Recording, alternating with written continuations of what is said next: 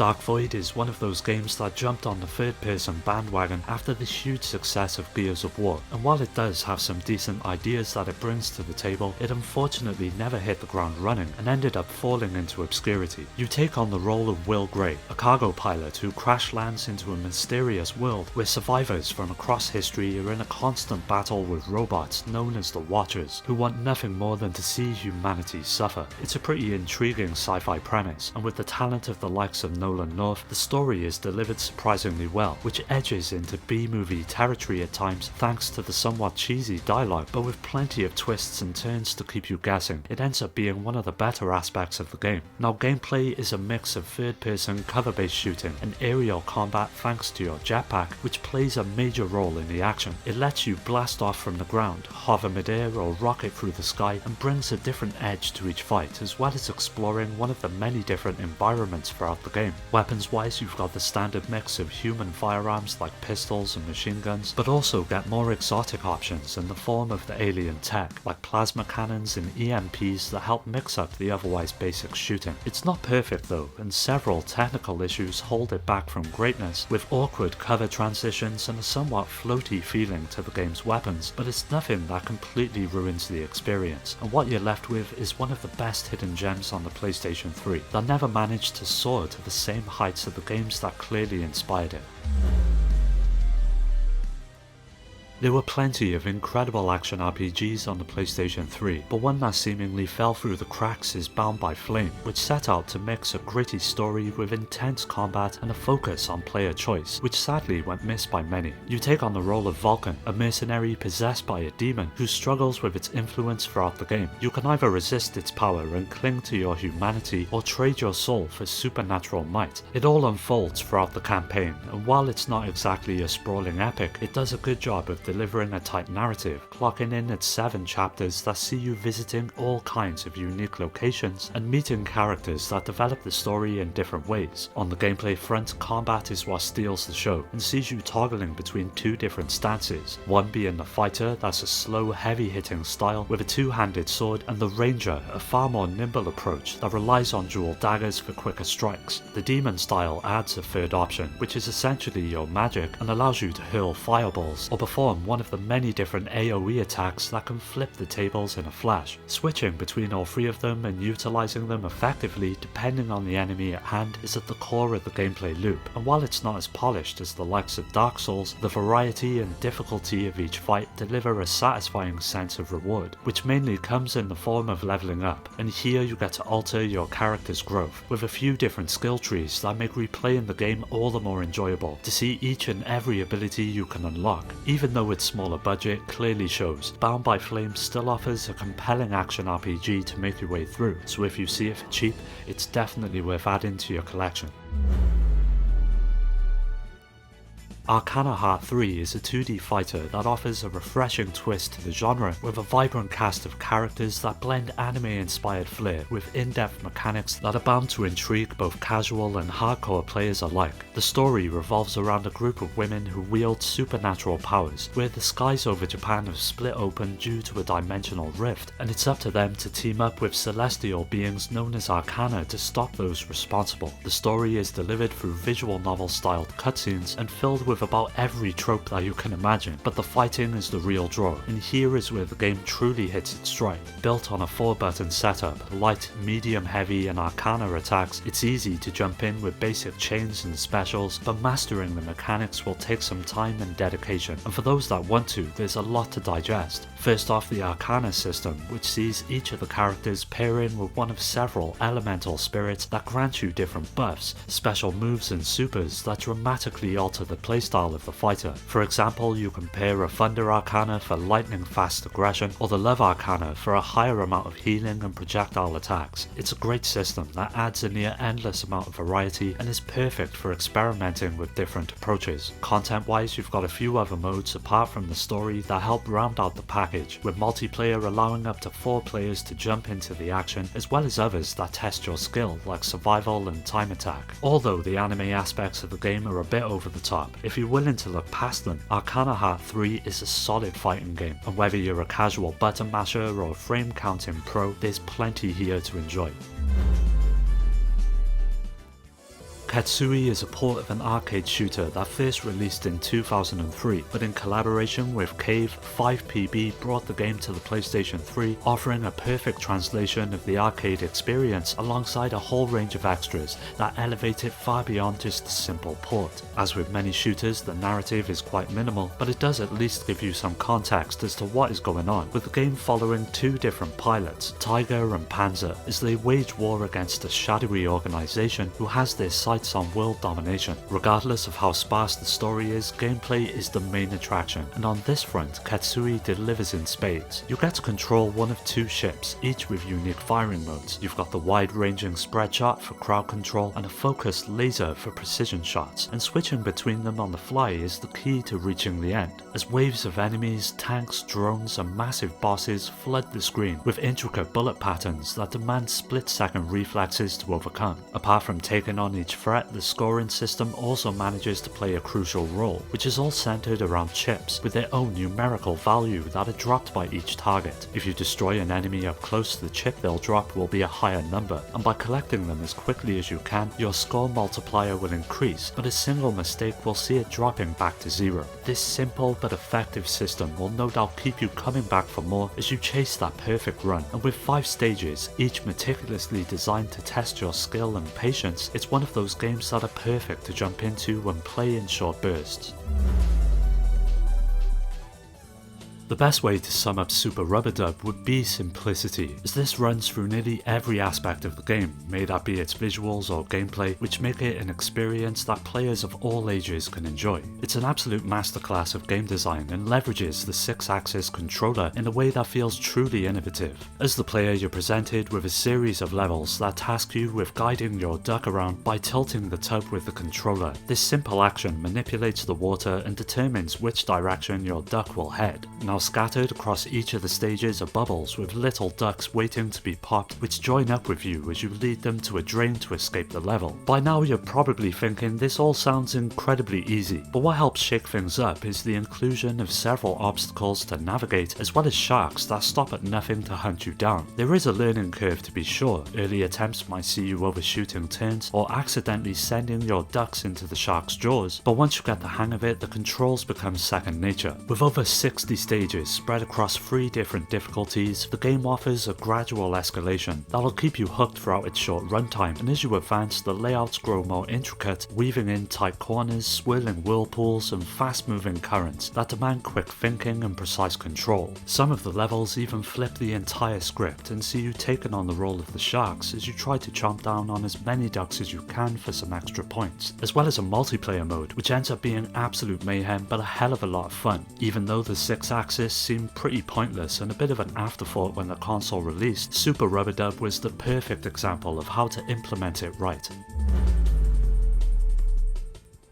Licensed games usually get a bad rap, and to be fair, most of the time it's completely justified, but in the case of 007 Bloodstone, the developers set out to produce an entirely unique adventure that wasn't based on a film, and ended up being all the better for it. The game kicks off in true Bond fashion, with you having to stop an attack, which sets the stage for a globe-trotting adventure that sees you visiting locales like Istanbul, Bangkok and Monaco as you chase after a bioweapon that's being threatened to be unleashed upon the innocent. Taking on the standard cover-based shooting mechanics that were so popular at the time, controlling Bond is extremely satisfying, and you get to use a range of different weapons and gadgets to help get the job done. One mechanic that helps it stand out though is the focus system, that's earned by performing stealth takedowns and lets you mark and execute several enemies in slow motion, channeling the lethal precision we've all come to know and love from Bond. Further mixing things up are the several stealth sections that see you creeping through warehouses to snap some necks and disable alarms, or one of the several driving segments that see you jumping into a car or boat as you chase down your target across the city. What makes this game so special is just how well it captures the essence of Bond without having a film to lean on or help prop it up.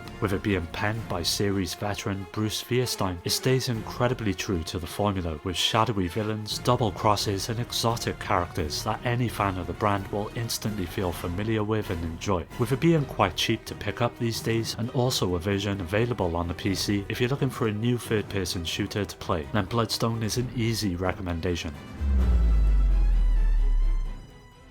Saint Seiya Brave Soldiers is a 3D fighter based on the anime of the same name, and sees you stepping into the shoes of several characters from the show as they battle through the arcs of the story to protect their goddess from cosmic threats. The story mode is the real highlight, and for fans of the source material, it stays true to the key moments of the original series, and while it's often conveyed through stills instead of cutscenes, it's still delivered with style, thanks to the Japanese voice track that enhances the authenticity of the story. Now the gameplay is your standard fighting fare, with both light and heavy attacks that can be chained into combos, as well as character specific special moves that add a lot of depth to the roster, while dashes, dodges and grabs keep the action flowing. Something known as the Cosmo Gauge is at the center of each fight, and as you charge it up, you get to perform your special attacks and ultimately awaken your 7th sense for a power boost or to unleash your big bang attack, each filling the screen with pure spectacle as meteors, dragons or flames tear your opponent apart. Sure, it doesn't possess the same complexity that you'll find in other games like Street Fighter, but its simplicity is its strength, allowing players of all skill levels to jump into the action and not have to worry about stringing together endless amounts of combinations to perform some of the more impressive moves. Apart from the story, you've got a few other modes as well, such as the Galactic War that pits you against opponents in customizable tournaments, survival mode that will test your endurance, and finally multiplayer that's perfect for group play. So whether you're a diehard fan looking to relive moments from the show, or a newcomer itching to get into a new fighting game, Saint Seiya Brave Soldiers is a solid choice. Eat Them is perhaps one of the most overlooked games on the PlayStation 3, and the fact that it never received a physical release probably contributed to its muted reception. For any of you familiar with Rampage, an old school arcade game, Eat Them is a somewhat spiritual successor and sees you jumping into a custom built robot under the command of a mad scientist that wants to wreak havoc against an oppressive mega corporation. The story is pretty thin, but it's delivered through comic style cutscenes that lend a playful nature to the otherwise laser focus on destruction that lies at the heart of the game. It's your job to stomp through city streets, toppling skyscrapers, and gobble up civilians to keep your monster's power meter in check. And the controls are pretty simple, with your robot having a punch, kick, jump and grab that are all mapped to the face buttons, allowing you to dive right into the carnage without having to worry about a steep learning curve. It's not all just about simply destroying everything in sight though, as each of the missions offer up different objectives to complete, and one minute you're racing through checkpoints as a towering beast, the next you're smashing specific targets for a high damage score, and you'll even find yourself rounding up zoo animals in bonus stages. This variety ensures that it never becomes stale, but by far the best thing the game has going for it is the Monster Lab, and here you get to alter your beast from a growing selection of different parts that are unlocked by earning medals across one of the game's many different missions. As you would expect, each new part comes along with different stats and allows you to tailor your robot to suit the objective at hand. With hundreds of different combinations available, the customization ends up being a real standout. Although the gameplay is not exactly deep, Eat Them is still a great time, so if you're looking for some mindless destruction, you should definitely give it a go.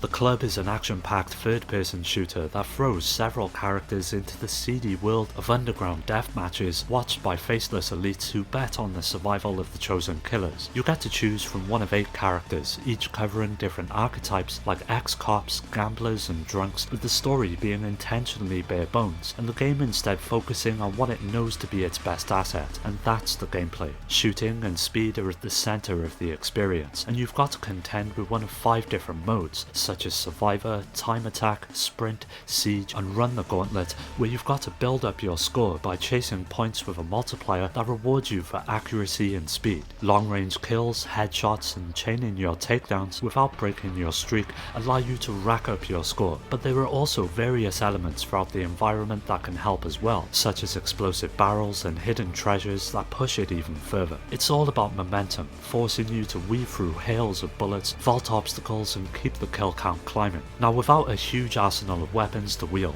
this simple premise might become a bit boring after a while, but thanks to the range of different guns that you get to use, from pistols to shotguns, rocket launchers and rifles, as well as the ability to melee attack and throw grenades, it's a game that'll keep you constantly on the edge of your seat, and will push you to achieve the highest amount of points possible. For those of you looking for something a bit different when it comes to third-person shooters, The Club is a game that won't disappoint.